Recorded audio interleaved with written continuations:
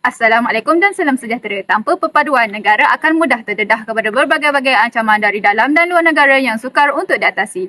Apabila perpaduan berada pada tahap yang terendah, khususnya bagi sesuatu negara yang berbilang kaum atau etnik, pertelingkahan antara rakyat akan sering berlaku. Hal ini secara tidak langsung, perpaduan boleh dicapai melalui program dan strategi pembangunan negara yang bertujuan mencapai perpaduan pada tahap wilayah, ekonomi, politik, pendidikan serta sosial dan kebudayaan. Oleh itu, kami dari Kumpulan 8 akan membincangkan dan menghuraikan tajuk rukun negara.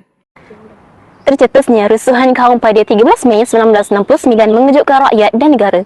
Atas dasar ini, Tunku Abdul Rahman Putra Al-Haj yang di-Pertuan Agong mengisytiharkan darurat di seluruh negara pada 16 Mei 1969. Di seteru itu, Majlis Gerakan Negara ditubuhkan bagi mengembalikan kembali keamanan negara. Di samping itu, menegakkan semula kepatuhan kepada undang-undang negara dan memupuk suasana harmoni dan saling mempercayai di kalangan kaum. Oleh itu, perpaduan antara kaum boleh dicapai melalui prinsip-prinsip asas tertentu seperti kesetiaan kepada raja dan negara, menghormati serta mempertahankan perlembagaan dan patuh kepada undang-undang negara. Bertitik tolak daripada itu, Majlis Pergerakan Negara mewujudkan satu ideologi negara yang dikenali sebagai Rukun Negara. Rukun negara ini diisytiharkan oleh Yang di-Pertuan Agong pada 31 Ogos 1970. Rukun negara bercita-cita untuk melahirkan masyarakat Malaysia yang demokratik, saintifik dan progresif serta bersatu padu dan bersikap terbuka terhadap cara hidup pelbagai keturunan. Cita-cita ini dipercayai dapat dicapai apabila kelima-lima objektif rukun negara diamalkan.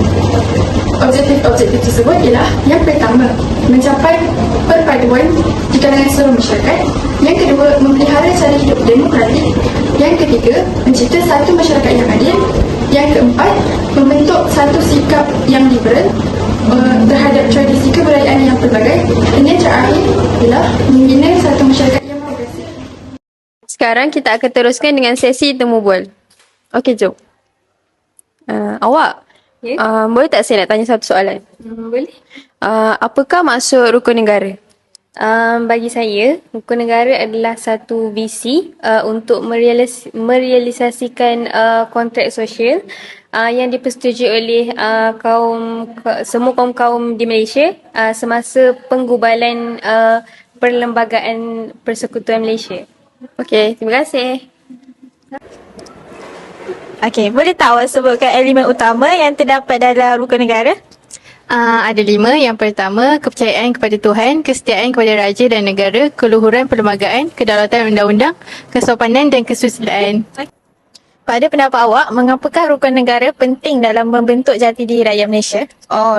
Bagi pendapat saya, rukun negara ini penting untuk membentuk jati diri rakyat Malaysia, untuk menjadikan rakyat Malaysia ini berintegriti dan kuat dalam menghadapi sebarang cabaran. Maksudnya, walau apa pun cabaran yang dihadapi oleh rakyat Malaysia, mereka mampu menghadapinya. Pada pendapat abang, apakah langkah-langkah yang boleh diambil untuk mengukuhkan dan meningkatkan pemahaman tentang rukun negara dalam kalangan generasi muda pada hari ini? Bagi pendapat saya akan mengadakan kempen atau pendidikan di sekolah. Sebagai contoh, kempen memartabatkan rukun negara. Boleh tak abang sebutkan rukun negara yang kelima? Negara yang kelima, kesopanan dan kesusilaan. Jadi pada pendapat abang, apa yang abang faham berkenaan dengan kesopanan dan kesusilaan? Pada pendapat saya, kesopanan dan kesusilaan ni macam etika dan tingkah laku seseorang. Sebagai contoh situasi yang boleh saya bagi, yang pertama sekali, seseorang tu menghormati orang yang lebih tua. Lepas tu yang kedua, macam dalam Malaysia ni kan kita hidup dalam jiran. Jadi kita perlu menghormati jiran. Contohnya tidak membuat bising ataupun membagi makanan antara satu sama lain. Kesannya dapat menggerakkan silaturahim antara satu sama lain. Baik bang, itu saja bang. Soalan saya, terima kasih. Tuan. Okey, seterusnya saya akan memberikan strategi untuk mencapai objektif rukun negara. Ada beberapa langkah untuk mencapai objektif rukun negara, iaitu yang pertama, kita boleh menubuhkan Majlis Perpaduan Negara dan Majlis Penasihat Perpaduan Negara pada tahun 1971. Yang kedua, kita masukkan unsur-unsur rukun negara ke dalam program agensi kerajaan dan pertubuhan bukan kerajaan, iaitu dikenali sebagai NGO. Yang ketiga, kita boleh masukkan juga unsur-unsur rukun negara ke dalam kurikulum sekolah maupun sekolah menengah ataupun sekolah rendah dan institusi pengajian tinggi. Yang keempat, kita menyebatikan prinsip-prinsip rukun negara ini ke dalam program perpaduan ataupun ikrar rasmi.